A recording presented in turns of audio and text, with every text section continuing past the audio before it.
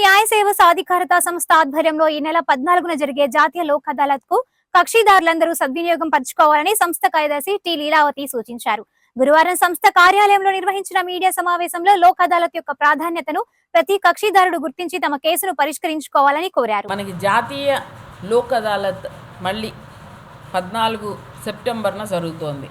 ఇది మన జిల్లాలో ఉన్నటువంటి గుంటూరు ఉమ్మడి జిల్లా, పల్నాడు, బాపట్ల, గుంటూరు ఈ 3 జిల్లాల్లో కలిపి ప్రతి కోర్టు ప్రాంగణంలోనూ జరుగుతుంది.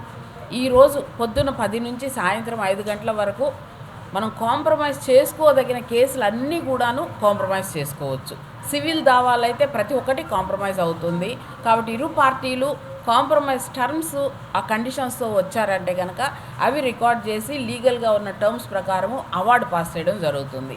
అదేవిధంగా క్రిమినల్ కేసుల్లో కూడాను మనకి ఎన్ఐ యాక్ట్ కేసులు అంటాం, అంటే చెక్ బౌన్స్ కేసులు, వాటిల్లో కూడా ఇరుపక్షాలు వాళ్ళు ఏం చెప్పాలనుకుంటున్నారో, ఎలా సెటిల్ చేసుకోవాలనుకుంటున్నారో అలా తీసుకొస్తే కనుక ఆ కేసులు కూడా సెటిల్ అయ్యి అవార్డు పాస్ అవుతుంది.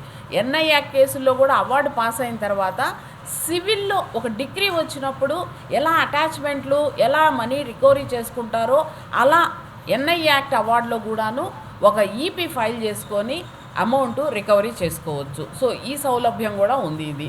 ఇందులో మనకి సుప్రీంకోర్టు వారి డైరెక్షన్స్ ప్రకారం ఇదొక బెనిఫిట్ ఉంది.